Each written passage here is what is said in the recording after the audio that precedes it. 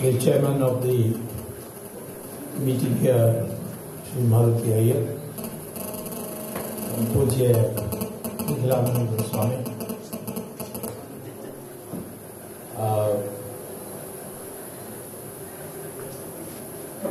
the General Secretary of the Virat Hindustan Sangam, Jagdish Shetty,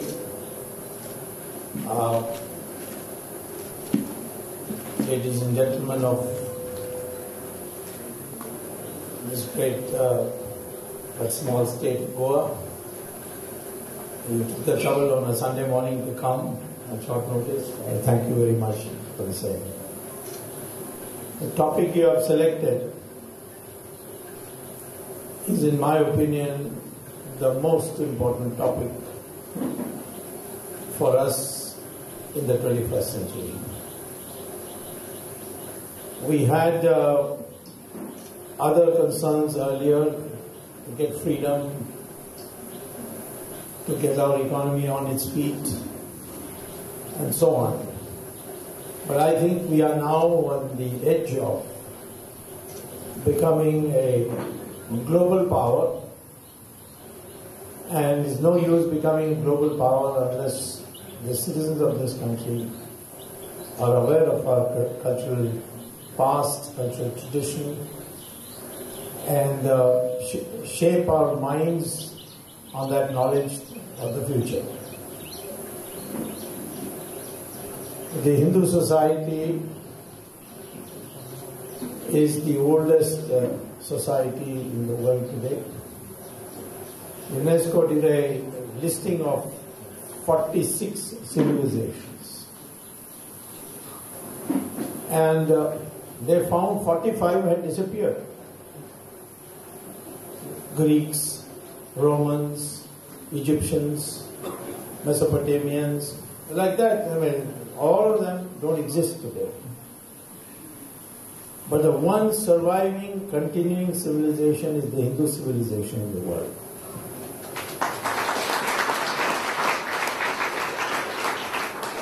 And we are not civilized, continuing civilization because there were no challenges. We were in fact ruled for about 700 years in various parts of India by the Islamic people, Islamic invaders, Portuguese, Dutch, French, and finally the British. And the British, they lasted another 200 years. And still this society, in its basic framework, it continues to exist without the help of the government. When I was teaching at Harvard in America, a Saudi Arabian student of mine asked me after class that in Saudi Arabia universities, they are doing research on why India today is still 82% Hindu. Of course, when I say 82%, I include the Sikhs and the Buddhists and the Jains. And I think this is the constitutional definition. If you go to Article 15 of the Constitution, there's a proviso there which states Hindu means someone who's not Muslim or Christian. It doesn't describe who else is Hindu. It says all citizens of India, those who are not Muslim and Christians, they're Hindus.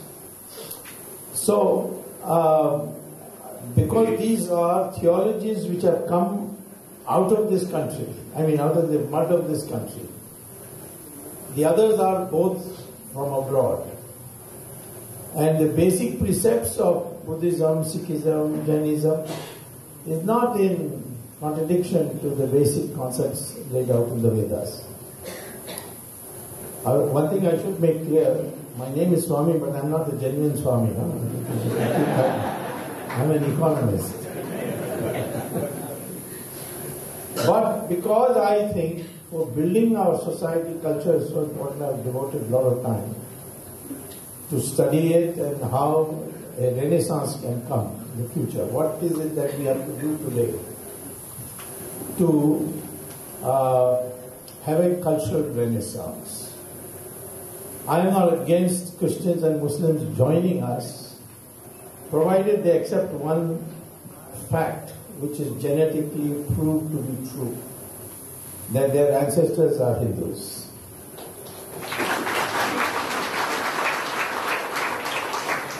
It is published in the Journal of Genetics of the University of Cambridge, of the University of Mysore, and the University of Houston.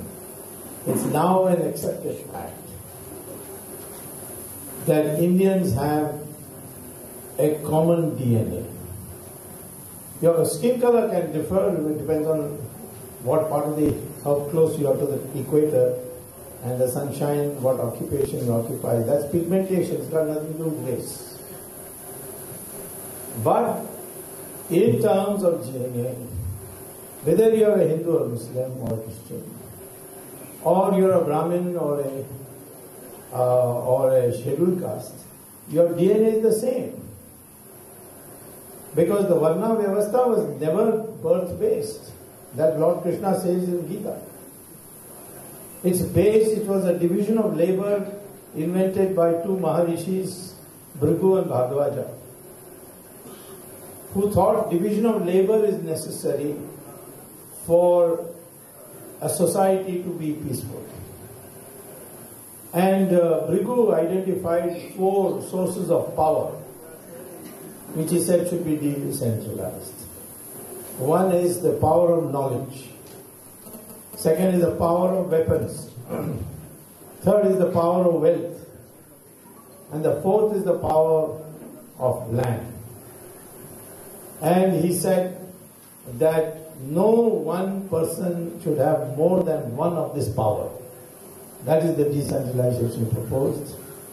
And because he said it will not be birth-based, but a person will be a Brahmin if he follows knowledge and also sacrifice, Jnani and Tyagi. And a Kshatriya will be one who will pick up weapons to protect the country, but the policy will be made by the Jnani and Tyagi. Wealth is desirable, but excessive wealth which is not donated to society, that is not desirable. Land is for the producing food for the people in abundance. That is why Vishwamitra was born, his parents were Kshatriyas and ended up being the Maharishi. In fact, he became Rishi of Rishis, even the gods were scared of him. Vedavyasa's mother was a fisherwoman. He wrote the Mahabharata. Kalidasa was a Vanavasi. He was cutting branches of trees before the princess picked him up and educated him and made him into a great poet, the Maharishi. Valmiki was belonging to the scheduled caste, a small fraction which grew during the Buddhist period and the Islamic period. And the children of scheduled caste were not scheduled caste. Valmiki is the example. He started off as a dacoit, but soon when a vision of Ram and his repetition of the name, he became Maharishi, wrote the Ramayana. So therefore, I say to you that first of all, recognize that we are all of one people. We didn't come from some faraway place, like the British wrote in their history books, that there were first Dravidians ruling all over India. And then the Aryans came from Khyber Pass, from Europe, beat the hell out of the Dravidians and drove them south. And that's why north is Aryan and south is Dravidian. It was taught to us through schools, through bishops, to the Christian clergy. And soon enough it became something accepted as God's truth. South India, in Tamil Nadu, we had a Dravidian movement also, saying we are different. And Rama was a hate figure for these people because he's from north, and that he killed Ravana, who was from Lanka and therefore Dravidian. Well, Ravan was not from Lanka. Ravan was born in a village near Delhi, it's called Bisrak. You can still go and see it. There's a big billboard. The area is called Noida. I don't know whether you heard of Noida. It's part of UP, but on the borders of Delhi. And then he went to Mansarovar. He did tapas, and Lord Shiva gave him a boon. With that boon, he came to Lanka and defeated his cousin Kuber and became Lanka Naresh. And he was a Brahmin, incidentally. His father, at least, was a Brahmin. And he practiced. He was a scholar of Samaveda. And Karunanidhi thought he was one like him. And so Karunanidhi was against anything I was doing which didn't suit the Dravidian concocted notions. When the Setu Samudram project was cleared, and it required cutting through Ram Setu, which the British called as Adam's Bridge. Because Adams came from heaven and walked on that bridge, so therefore it became Adam's Bridge. That means before he walked, there was a bridge. Whose bridge was it?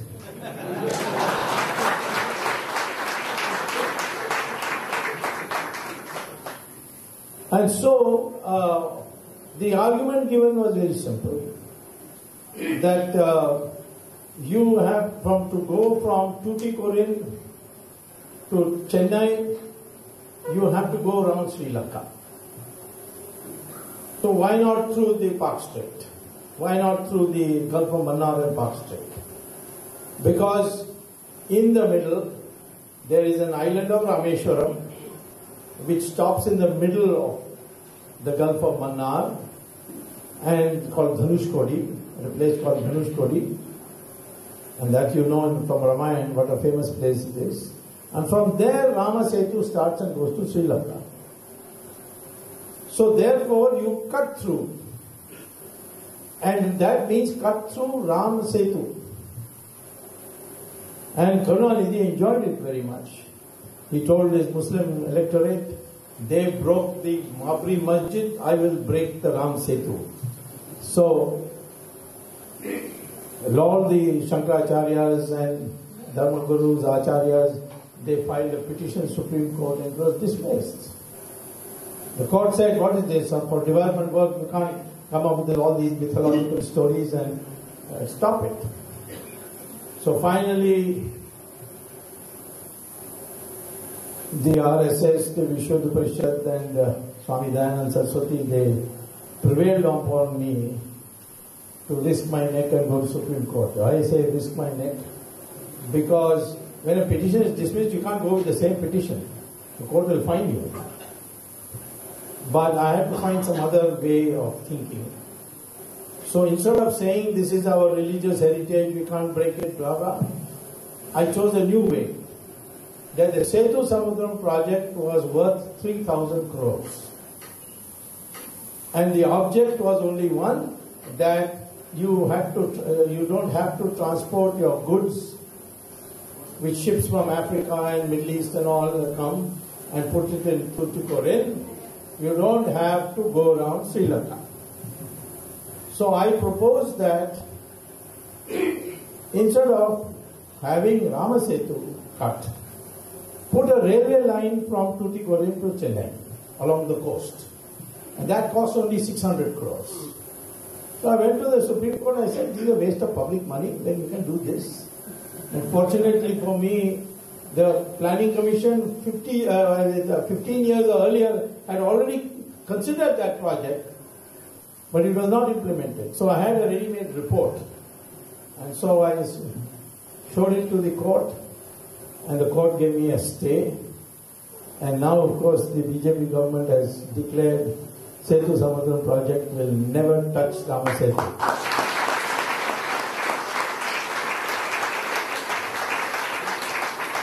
I won the case in the Supreme Court, and one of the things which enabled me to lighten the atmosphere was when the judge asked me, there were two judges, the Chief Justice Balakrishna and Justice Ravindran. He asked me, one thing you tell me, Ram Setu is right in the middle of the ocean. Who will go to the middle of the ocean to pray there?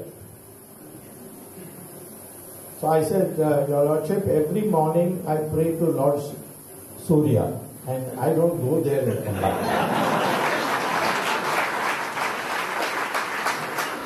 I told him, your name is Ravindran, at least you should know. So, the misconceptions that Ram Setu is a mythical idea. It is not a mythical idea.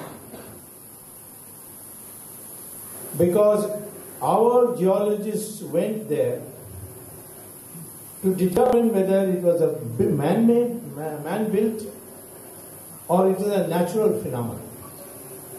And they found that the bridge was on top of a ridge which comes from under the terrain, the bed of the Gulf of Mannar, and on that ridge, put what looked like rocks, which created Ram Setu. You can see it even today. Of course, very soon our government is going to declare it as a National Heritage Monument. After that, government will do all the renovation, and you can walk across. Rajapaksa has already, during his tenure as president, renovated Sita's Ashok Vatika, Ravan's palace, Sanjeevani mountain, which also you can see in Sri Lanka. So you will have ample opportunity to walk across Ram Setu to Sri Lanka. So this rock, the geologists, the Geological Survey of India's people, they examined and found it was not a rock. It was a coral. And a coral is made out of, fused fish bones, shells, and all that.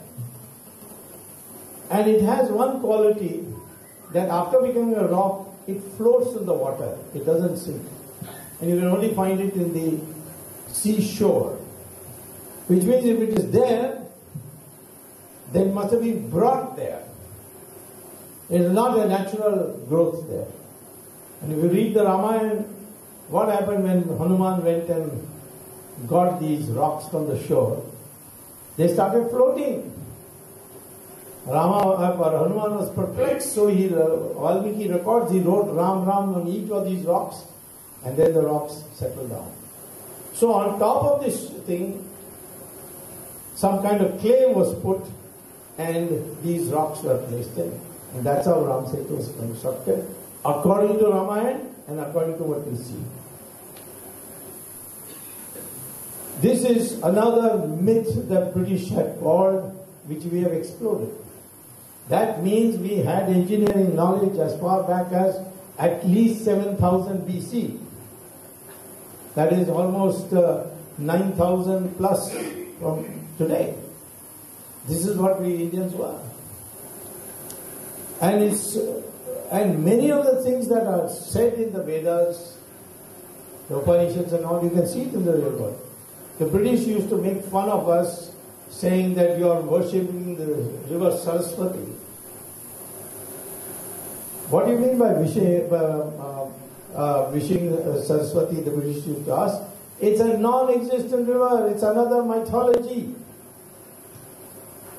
But a few years ago, the scientists using sensing lasers, they discovered that there is Saraswati and it is underground, and now the process of lifting it up to the level is going on, and soon you will have Saraswati flow all the way into the river.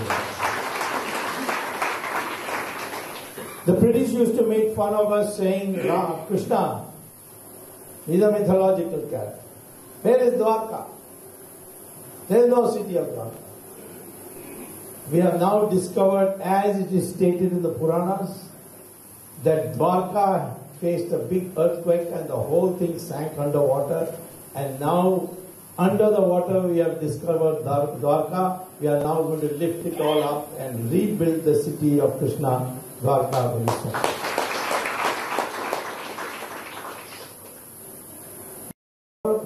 When you think of your culture, think about two things.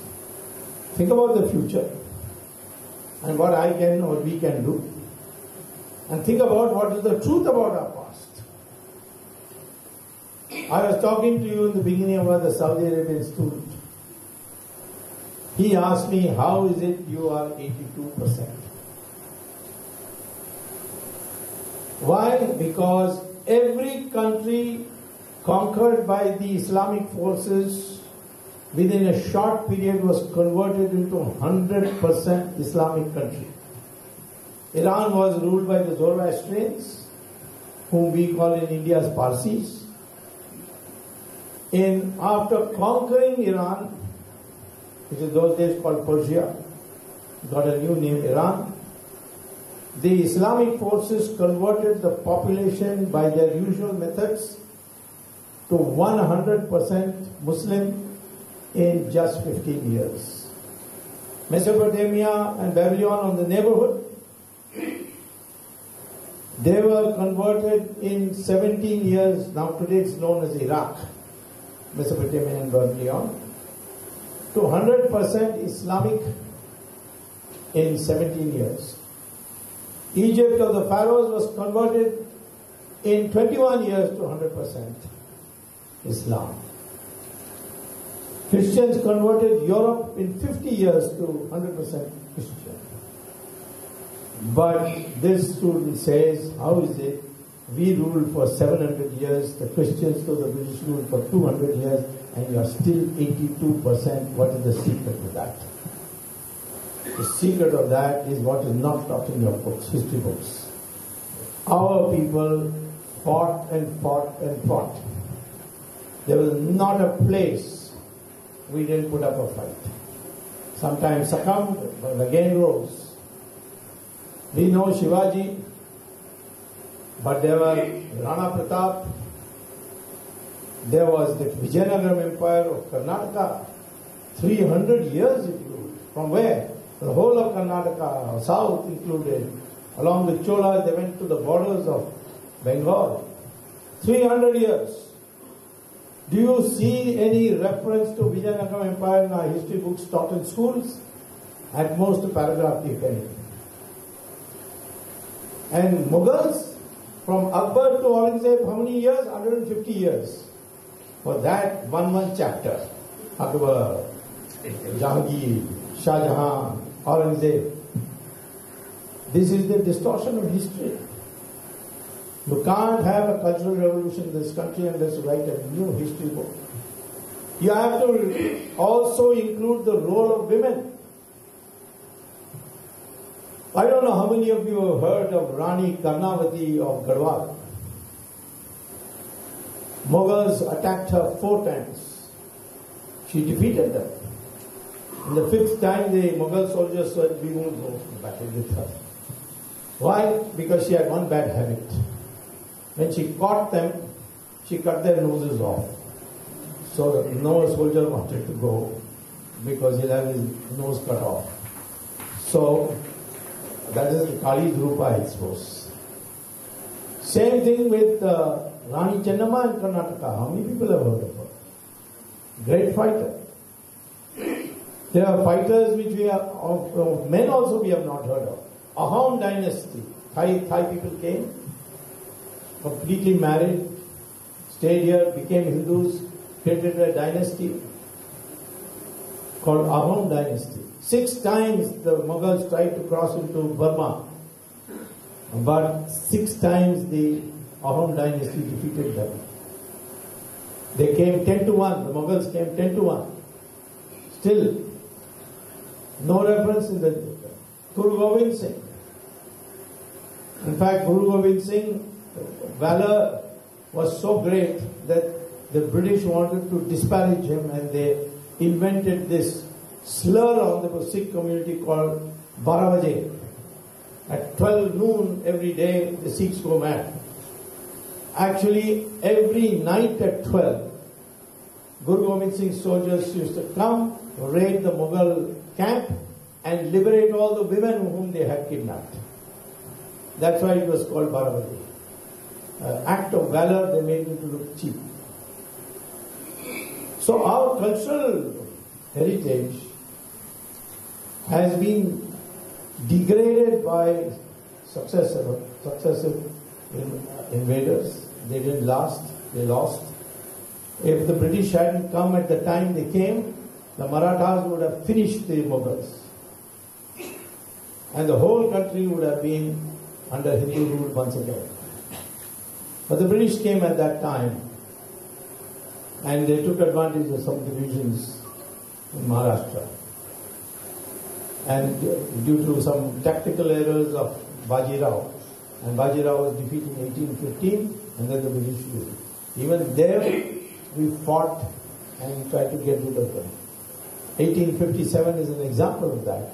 What the British called it, mutiny. No new mutiny. It was an uprising. Savarkar is right when he calls it the first war of independence. These are the new idioms we have to teach our people. Why is it important? Because of the fact that if you don't have a mindset of what you are, you can never be strong. Even if you are physically strong, even if you have nuclear weapons, even if you have tanks, this, that, everything. Unless you have the mindset. Sometimes people say, we are now 1.3 billion people, why are you afraid? I said, no, it's not a question of 1.3 billion and being afraid. It is the mindset of these other 1.3 billion people. If you have 1,000 goats at one place and one tiger comes, who's got the numbers? The goats. But who will run? The moment the goats see the tiger, in their mindset there is only one thing, run. And the tiger will go after its lunch. One of them will be picked up as its lunch. One tiger, 1,000 goats. Run, who will run? It will be the goats. Strength also is not sufficient. You have to have the mindset to use that strength. In a circus, in a cage, you can see one of the items will be 5 strong lions brought in. And one king ringmaster will walk in, close the door and start ordering them. Climb up on that bench. They all climb up. Open your mouth. They all open their mouth. He'll put his head in each one of them. And the crowd will cheer. But the question is, why these lions don't bite his head off? Because they've been brought from pub stage to obey. And they obey. They don't know their strength. They may be the most well-fed lions in the world, but they don't know their strength. So they don't have the mindset. So they obey. I've seen this in real life when people used to ask me about my friend, very long-standing friend, old good friend, Manmohan Singh. Why was he afraid of Sonia Gandhi? He asked me. So I said, his name is also Singh, but he's Circus Singh. You are frightened stiff of her. I know it personally. Sign her and everything she would ask him. Now what is she? Just some foreign lady. Now here is a man sitting on the most powerful chair of India, the Prime Ministership. You're not able to say because of this. So when you want a cultural transformation in this country, the focus has to be on the mindset. And that focus must include all sections of our population equally. Some have been discriminated, for some time they have to be given special advantages. But in the end, they must all become one. And that process, men and women also should be one. Today, the treatment of women doesn't speak well of our present culture. But that was not the status of women. I gave you already examples of women warriors.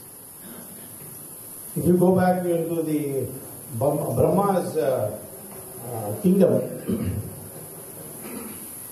he had allotted 5 portfolios, or rather 4 portfolios.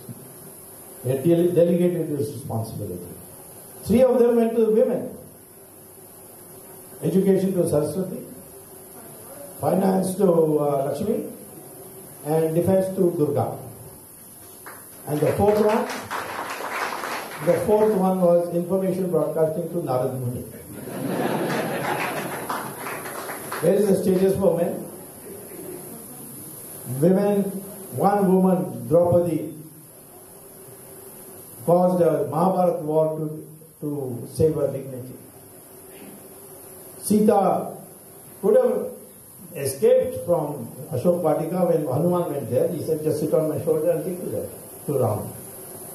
She said, no, you must come here and kill Ravan. Because it's not only a question of my slavery, there are so many women who are here as slaves. They all have to be liberated. This is the thing that is taught to our people. Women are, today's age is of knowledge. It's no more physical strength. No more physical survival. So men and women are equal. Looking from the results of these school examinations, it looks like women are superior actually, because of the Saraswati tradition probably. Because they are coming first, second, third. I think now the men are somewhere in the 4th, 5th stages. So these things we have to show. You have to make women feel that they are equally empowered from childhood. Not that she should be prepared for marriage. Nothing wrong with marriage, but it should be understood. It's a partnership of 2 equals in an intellectual society. It should know today, even today, there's a very large proportion of population where girls born immediately are told the liability they are. There is no equal happiness when a boy is born versus when a girl is born. These are cultural retrogradations of the past which has to go. We should regard ourselves as one. And one of the ways to regard ourselves as one is to learn Sanskrit. If the school doesn't teach you, teach it at home. You can learn yourself today. The RSS has got a Sanskrit Bharati. I don't know whether it's here also. Yes, yes. Yeah, they are doing first class job. In 10 days you can start conversing. Elementary conversations. Why do I say learn Sanskrit?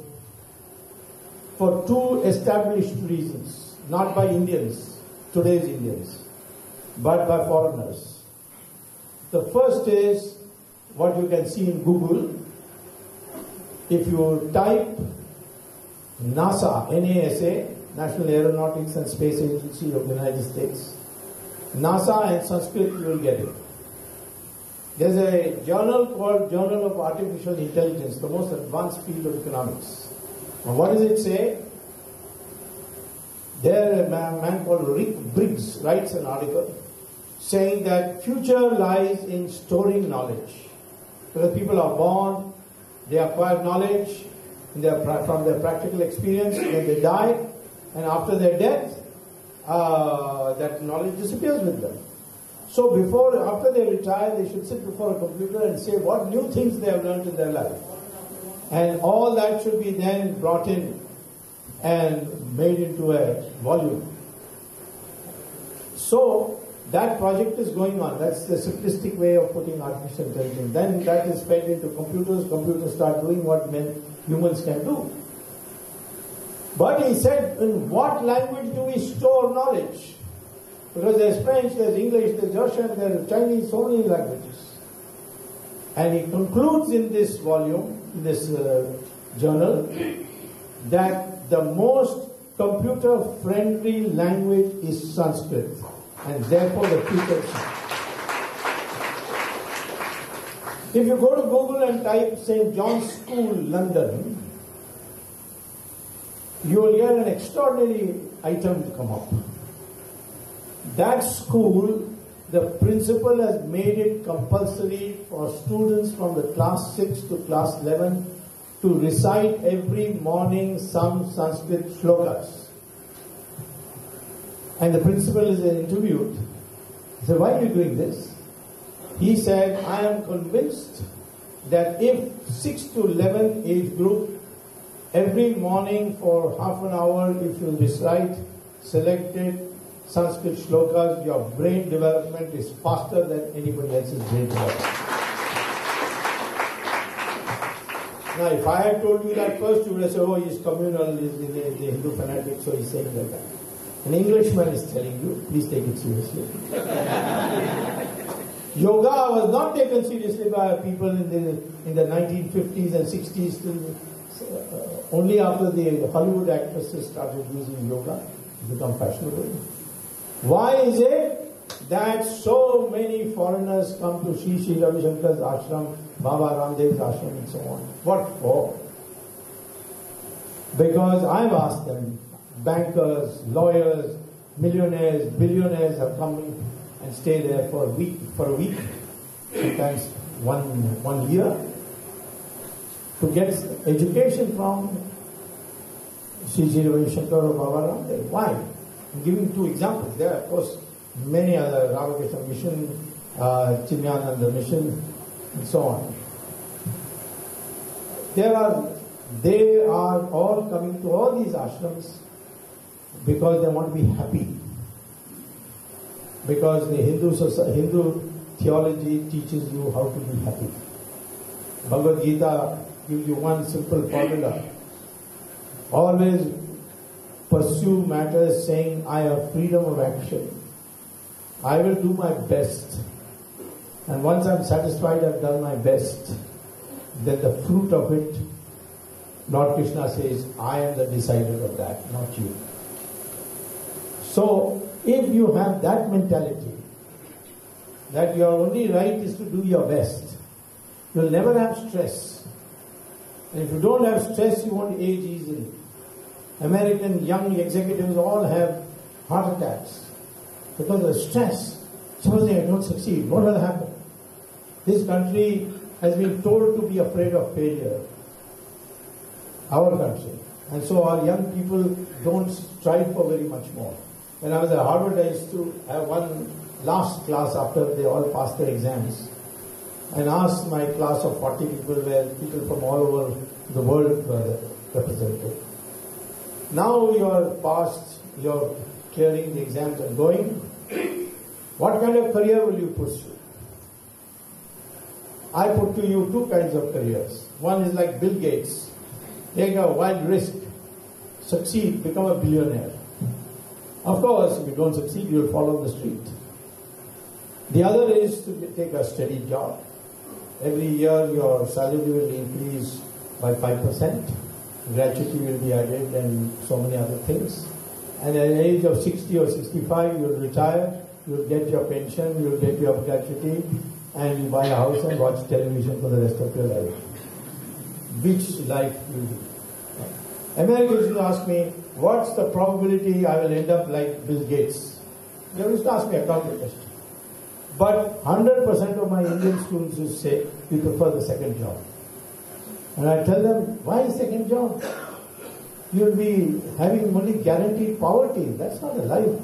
They said, it may be, but it is guaranteed. That's why we want it. This Indian search for stability is what the British have put into your brain.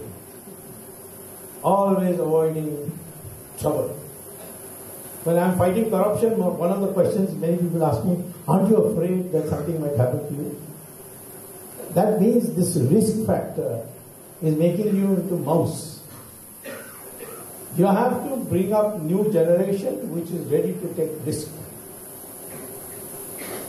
And failing, stand up again and try again. Many times people have never won on their first attempt. So this is called mindset. And this is the mindset I want Indian youngsters to. That's why we have founded this association called Virat Hindustan Sangam. If you go to its website, vhsindia.org, you will see all kinds of things we have done. So we are interested. Today I think the greatest cultivation necessary is the mind of the Indian. He must know his glorious past. He must know that he fought and defeated those who could not be defeated anywhere else. That today, even with all this rickety education system, we have people who have now become chairman of the Microsoft, chairman of the of Google, like that. They are in very high positions in America and England and other places. Indians are doing very well everywhere abroad, but not in India as yet. Why? Because the opportunities are few. But those opportunities are created by their previous generations of those natives by taking risk. They did risky endeavors and produced it. The computer would never have come but for a risky endeavor. That mindset is what we want. And to realize that we are one country, we are one people, we are one heritage. Even if some people have come from abroad, their DNA says they are from here. They are converted, no problem. We are the one country in the world, one religion in the world, the Hindu religion, the one and only religion in the world which said all paths lead to God. We are not saying all paths leads to God equally fast. That we are not saying. We think the fastest way to reach God is through Hinduism, but that's a separate matter. But you also are reaching God. And we respect all gods, and we respect your method. But don't convert. Somebody asked Mohan Bhagwat of the RSS the other day in a function, you say that all religions are as good or will lead you to God, then why are you opposing conversion? His reply is, if all religions are equally good, then why convert at all? Yours is not superior, mine is not superior, we are all equal. So, why you should see that you remain this overwhelming majority is because we don't want to break that chain which produced such great geniuses, not only in culture, not only in literature, but in science, mathematics. What is it that we did not invent for which we are not getting credit? Did we not invent the zero, which made calculation so much easy? Did we not invent the decimal, which made arithmetic so easy? Did we not invent calculus? Bhaskaracharya invented calculus, which revolutionized scientific thinking. Rocket science, you won't read any book in America on rocket science. They say the first formal rocket launchers were produced in India. And they give the example of Coromandel Coast where Tipu Sultan used it. Because Tipu Sultan didn't have brains to invent a rocket. He got it from the other people. There is nothing that we did not. It was interrupted. This mind development was interrupted because we were a different kind of warrior than others who came. You know, in Mahabharata, they fought in an open Maidan called Kurukshetra. Ram fought Ravan not inside his palace, but in an open Maidan. Ravan had to come to the open Maidan. That was our tradition. Never fight in the cities, never fight in the agricultural villages or agricultural land, never fight inside houses, only open Maidan between two recognized armies. And fighting will start when the sun rises, and fighting will stop when the sun sets. And then both of us withdraw to our respective camps. That was our tradition. Muhammad Ghori learned about that because Jayachand revealed that secret to him. And that's how the first Delhi empire of the Muslims came in 1192.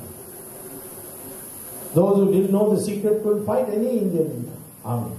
So fierce, and we have defeated even the caliphs at one stage in 700 AD.